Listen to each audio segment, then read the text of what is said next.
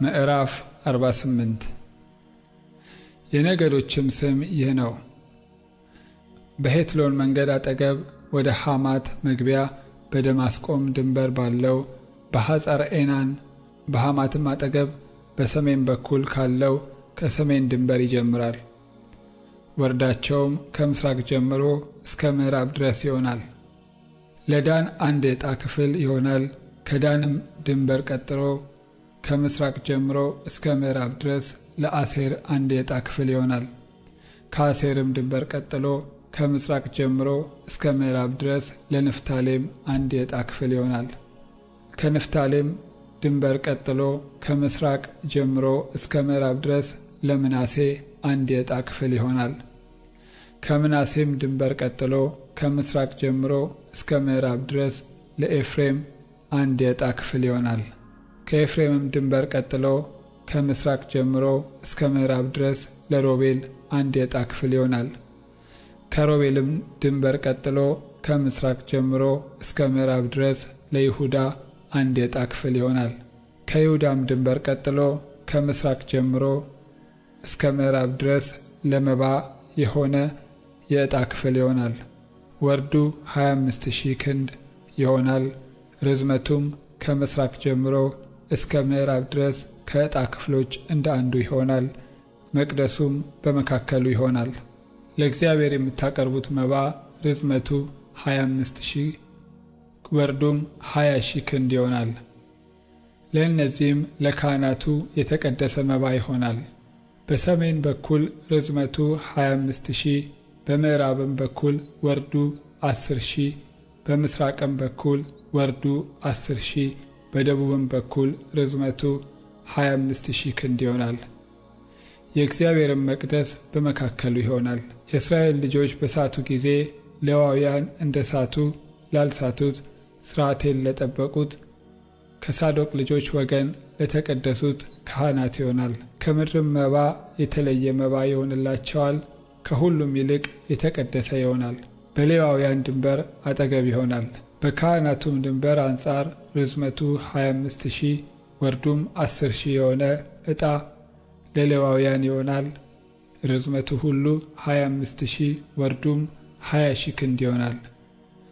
ለእግዚአብሔርም የተቀደሰ ነውና ከእርሱ ምንም አይሸጡም አይለውጡምም። የምድሩም በኩራት አይፋለስም። በ25,000 አንጻር 5,000 ወርድ ያለው የቀረ ስፍራ ለከተማይቱ ለጋራ ጉዳይዋ ለመኖሪያ ለማሰማሪያም ይሆናል። ከተማይቱም በመካከሉ ትሆናለች። ልኳም ይህ ነው። በሰሜን በኩል 4,500 በደቡብም በኩል 4,500 በምስራቅም በኩል 4,500 በምዕራብም በኩል 4,500 ክንድ ይሆናል። ለከተማይቱም ማሰማሪያ ይኖራታል።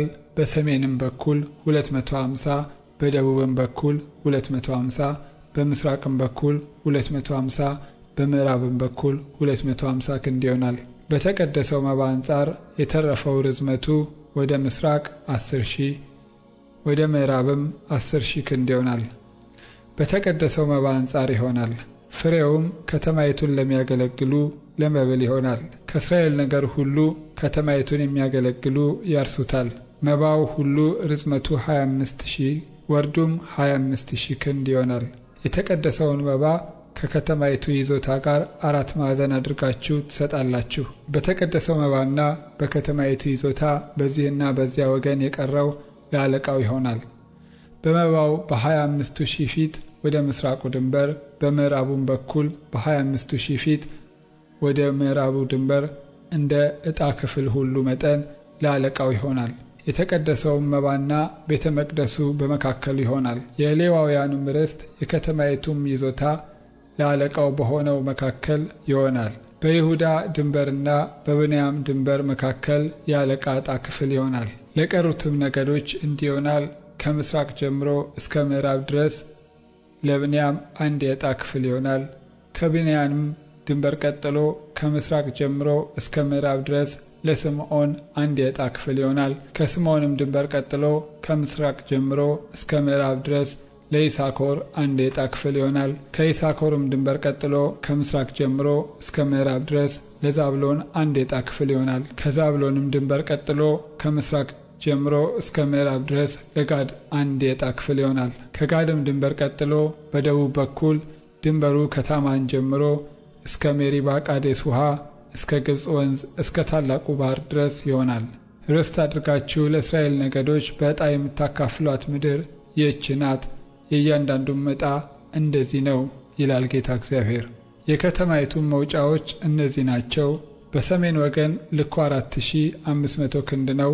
የከተማይቱ በሮች እንደ እስራኤል ነገዶች ስም ይሆናሉ። በሰሜን በኩል አንዱ የሮቤል በር፣ አንዱም የይሁዳ በር፣ አንዱም የሌዊ በር፣ 3 በሮች ይሆናሉ። በምስራቁም ወገን 4500 ክንድ 3 በሮች አሉ። አንዱ የዮሴፍ በር፣ አንዱም የብንያም በር፣ አንዱም የዳን በር ነው። በደቡብም ወገን ልኩ 4500 ክንድ 3 በሮች አሉ። አንዱ የስምዖን በር፣ አንዱም የይሳኮር በር፣ አንዱም የዛብሎን በር ነው። በምዕራቡም ወገን ልኩ 4500 ክንድ 3 በሮች አሉ። አንዱ የጋድ በር፣ አንዱም የአሴር በር፣ አንዱም የንፍታሌም በር ነው። ዙሪያዋም 18000 ክንድ ይሆናል። ከዚያም ቀን ጀምሮ የከተማይቱ ስም እግዚአብሔር በዚያ አለ ተብሎ ይጠራል።